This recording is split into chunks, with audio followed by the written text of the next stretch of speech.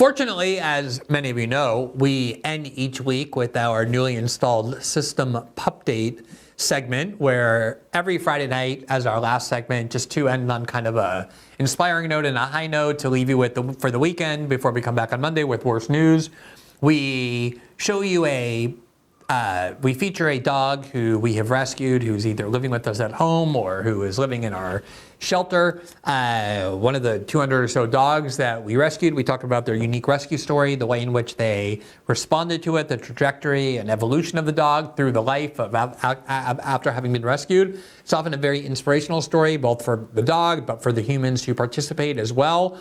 Both sides get enormous benefit. And there's usually really interesting lessons to learn as well about humanity and just navigating through life from these stories as well. Tonight's starring dog is named Pointer.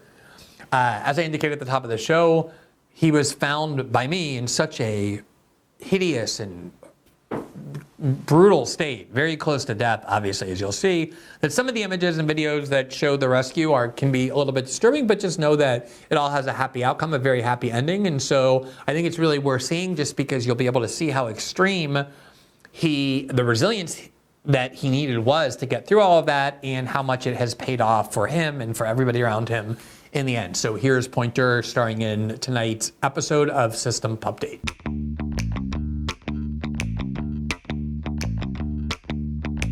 Hey everybody, meet the star of tonight's newest episode of System Update. Here he is in front of me. He is Pointer, that is his name. We named him that because we weren't sure what was going to happen with him. For a reason I'm about to explain, it's quite a dramatic and difficult rescue story that obviously has a happy ending, but he looks like a pointer, even though he's not. He looks like that breed.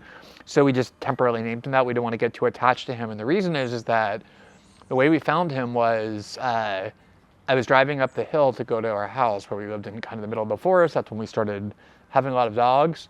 And there was somebody who worked at one of the houses, kind of like a handyman or whatever. And he was walking with this dog. And I've never seen a dog in the state that he was. He was utterly emaciated.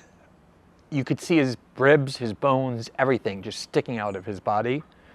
And the thing that was shocking was he had a gigantic wound all across his body, just open, red, seeing, the blood vessels, the veins. It was like the skin was no longer there.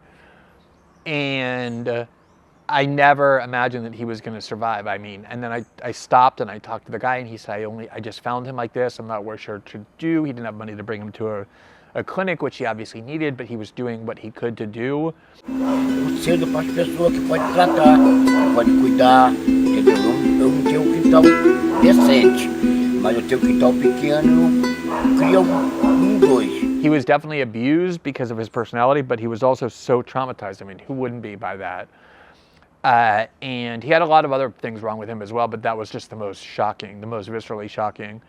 So I took him to the vet. The vet said, don't expect this dog to leave the clinic, because they too had really never seen a dog in that state. But somehow he was determined to live, and he got slightly better, probably stayed like 2 weeks in the clinic until he could come home. There was obviously a huge amount of care involved. And kind of every day that went by, that wound closed just a tiny little bit, and all the other ailments started to get treated. And he started to become more active.